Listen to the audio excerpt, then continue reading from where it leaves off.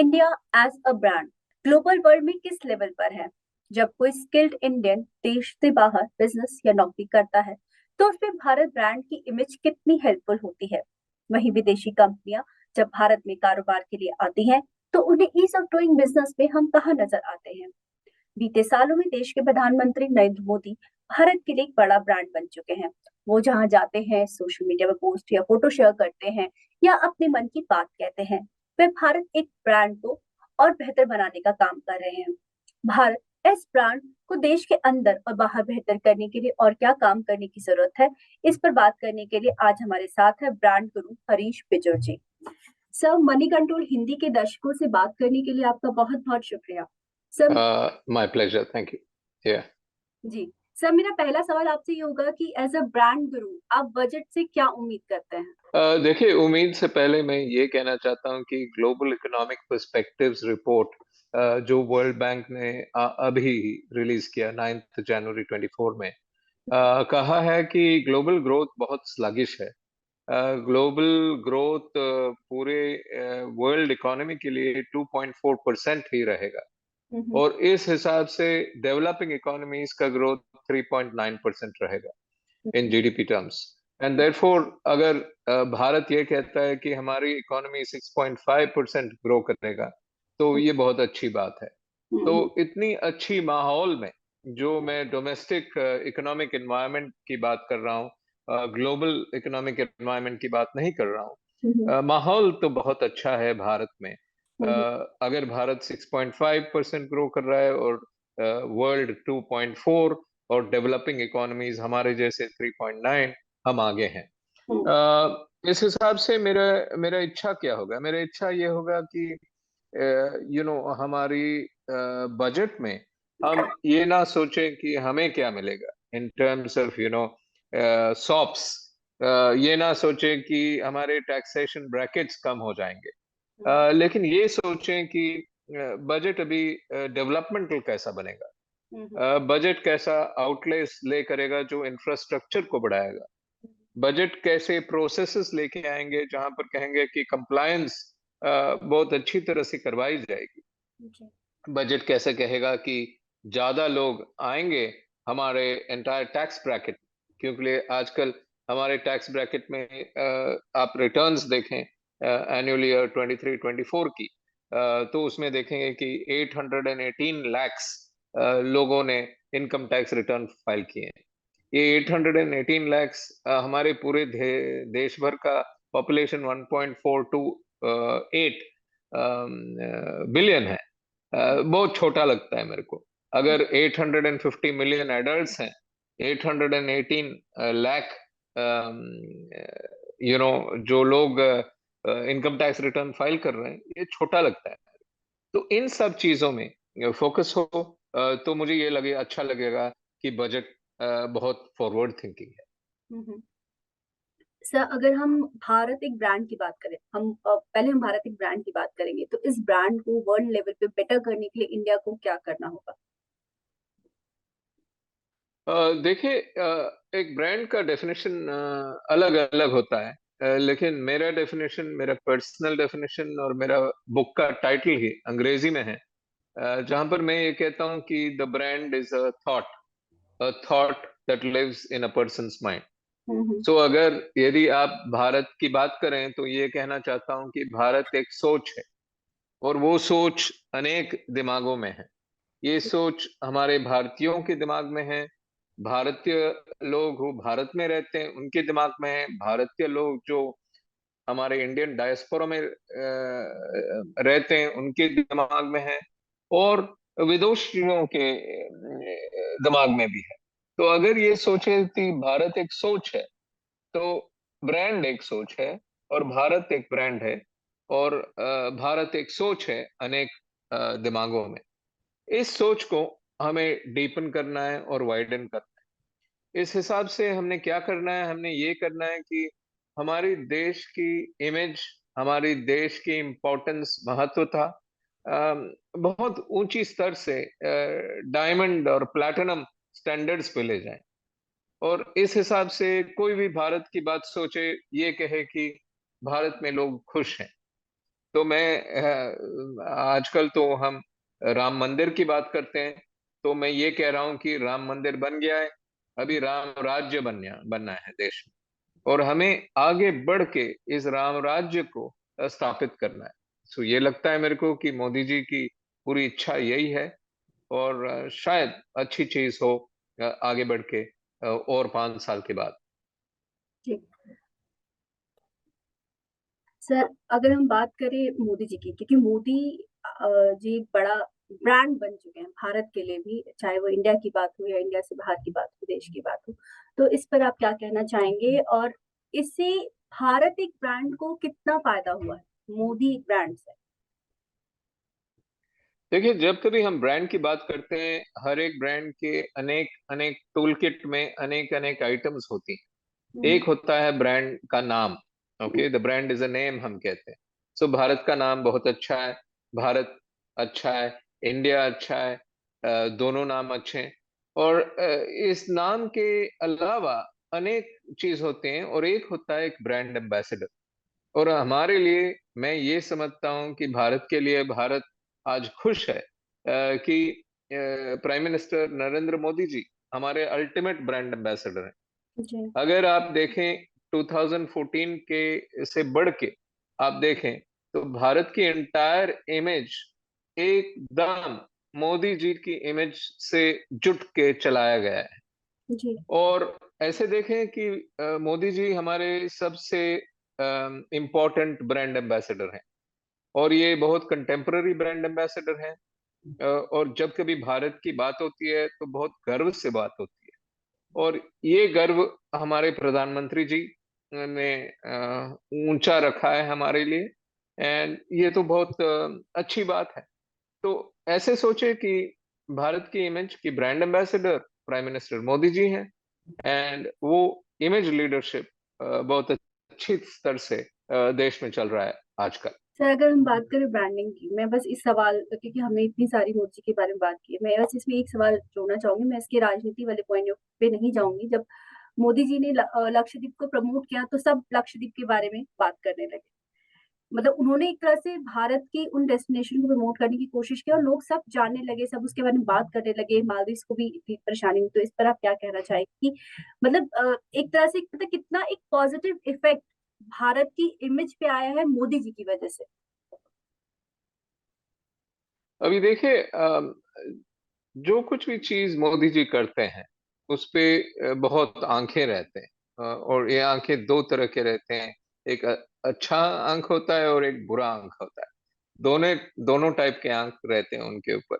अम, जब मोदी जी ने ये लक्षद्वीप के बारे में जाके चुपचाप एक कुर्सी को फैलाकर बीच पे बैठे, बस कुछ कहा नहीं, बस पूरा मैसेज निकल गया।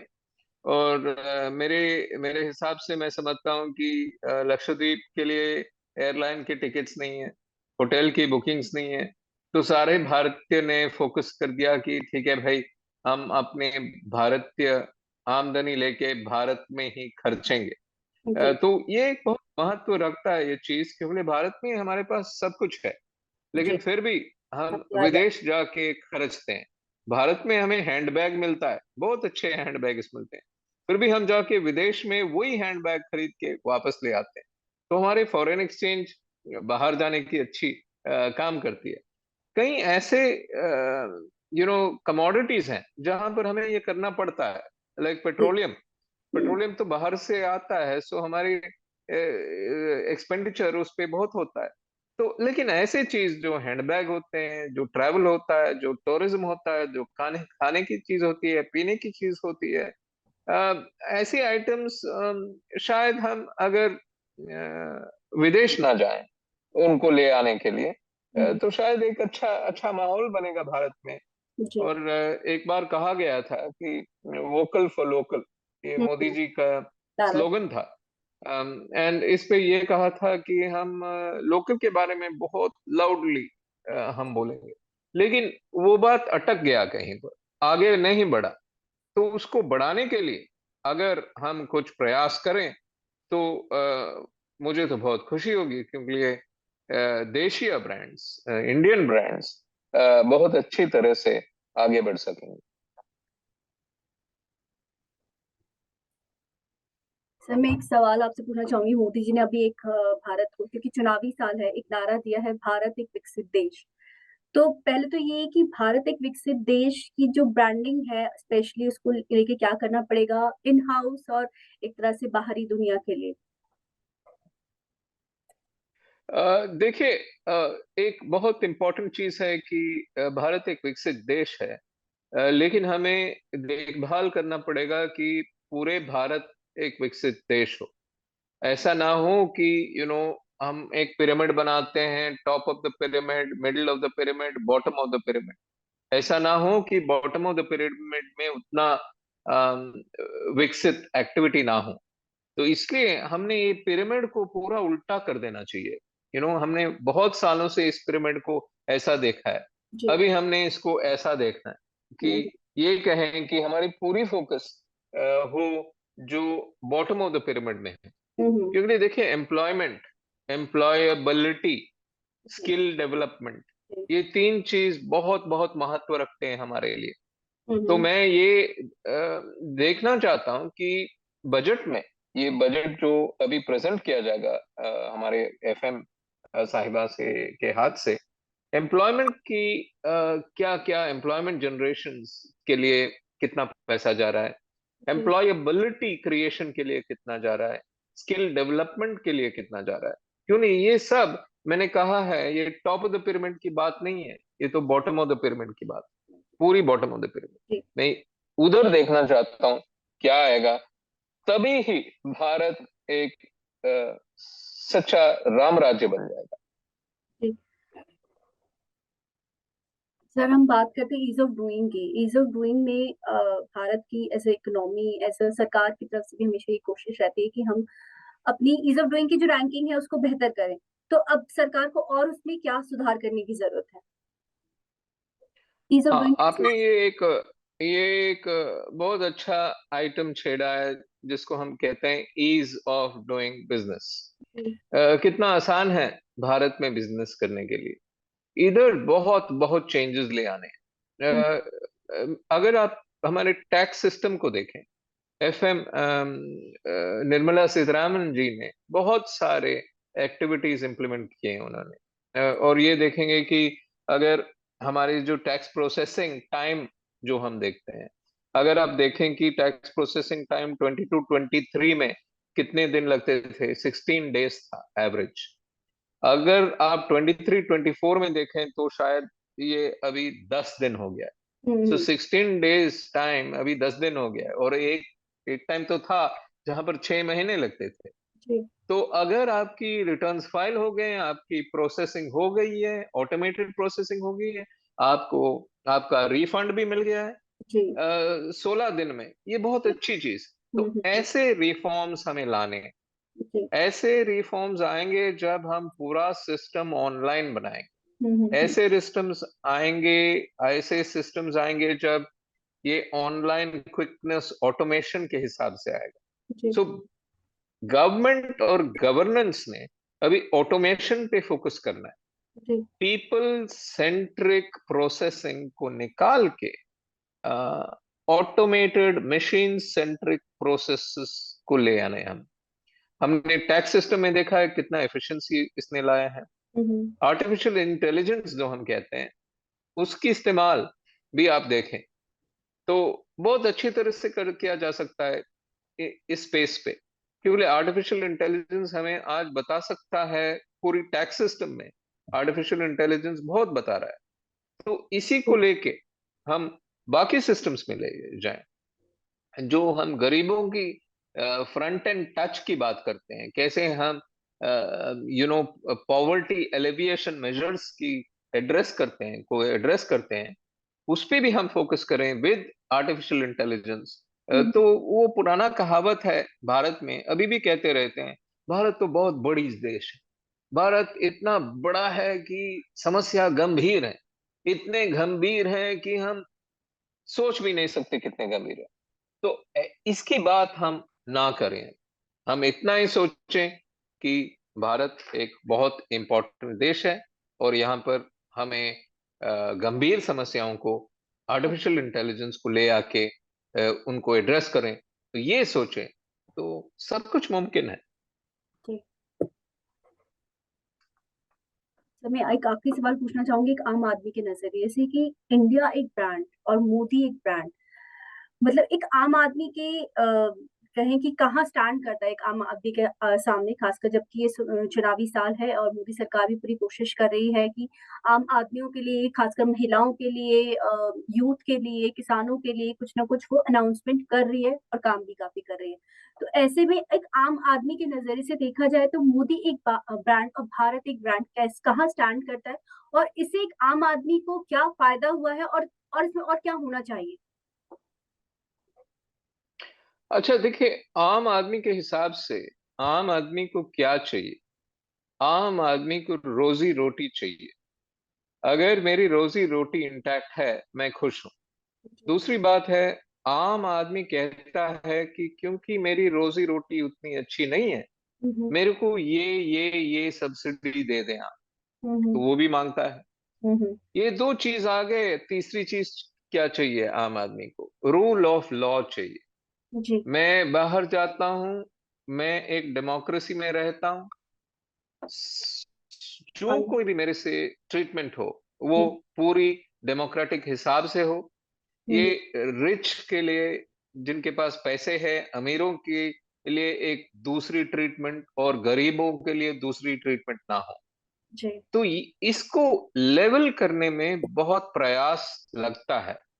और अगर हम देखें कि रूरल डेवलपमेंट प्लान्स देखें जो हमारे देश में बढ़ाया गया है over the last 7 to 8 years, इधर देखें तो इस पे फोकस है। लेकिन फोकस होना इज नॉट इनफ। हमें क्या चाहिए? हमें तो इम्प्लीमेंटेशन की ख्वाहिश है। ग्रास रूट लेवल में अनेक आम आदमी, आम नागरिक ने कहना है कि मेरे लिए ट्रीटमेंट इक्वल है। और जो कुछ भी हो रहा है, बहुत सारे फंड्स जो सेंट्रल गवर्नमेंट से आ रहे हैं, उसकी एप्लीकेशन विद इक्वालिटी हो रही है। ये मैं देखना चाहता हूँ। हम्म। बहुत सालों पहले आप देखते थे कि अगर 100 रुपए खर्चा गया, ये एक राजीव गांधी जी की एक कॉमन स्टेटमेंट थी कि 100 रुपया खर्चा गया तो शायद सिर्फ 16 पैसे हम नागरिक ग्राउंड लेवल हिट किया, आगे बढ़ा। जी। लेकिन ये आजकल ये हो रहा है कि डायरेक्ट बेनिफिट ट्रांसफर हो रही है, आधार बेस्ड ट्रांसफर हो रहे हैं, बैंक ट्रांसफर हो रहे हैं। ये बहुत अच्छी चीज है। लेकिन ऐसे भी एक्सपेंडिचर्स हैं जो सेंट्रल गवर्नमेंट अप्रूव करती है, and then by the time it gets implemented grass root level में थोड़ा सा लीकेज हो जाता है। सो लीकेज अवॉइडेंस ये एक बहुत बहुत बड़ी बात हमने छेड़ना है देश में। हम समझते हैं कि करप्शन जो है at the central government level, at the top level, बहुत क्लीन है। जी। लेकिन जब आप आम आदमी के पास आते हैं, बहुत पास आते हैं, नजदीक आते हैं, करीब आते हैं, शायद ये बात अभी भी है। सो कैसे हम भारत को एक जीरो करप्शन नेशन बना सकते हैं, हम्म। ये प्रयास हम करें तो सचमुच हमारी डेवलपमेंट फोकस बहुत आगे बढ़ेगा। सर, हम उम्मीद करते हैं जो आपने हमें इतनी सारी बातें बताई, वित्त मंत्री निर्मला सीतारमण जी अपने बजट में उन बातों को, चाहे वो लीकेज की बात हो या इंफ्रास्ट्रक्चर पे एलोकेशन की बात हो, सरकार उस पर पैसे खर्च करेगी और भारत एक ब्रांड, खासकर मोदी एक ब्रांड, भारत को ना सिर्फ भारत के लोगों के बीच में और विदेशियों के बीच में भी हमारी एक ब्रांड इमेज बेहतर करने के काम आएगी। थैंक यू सर, हमसे बात करने के लिए आपका बहुत बहुत शुक्रिया। Thank you. Thank you.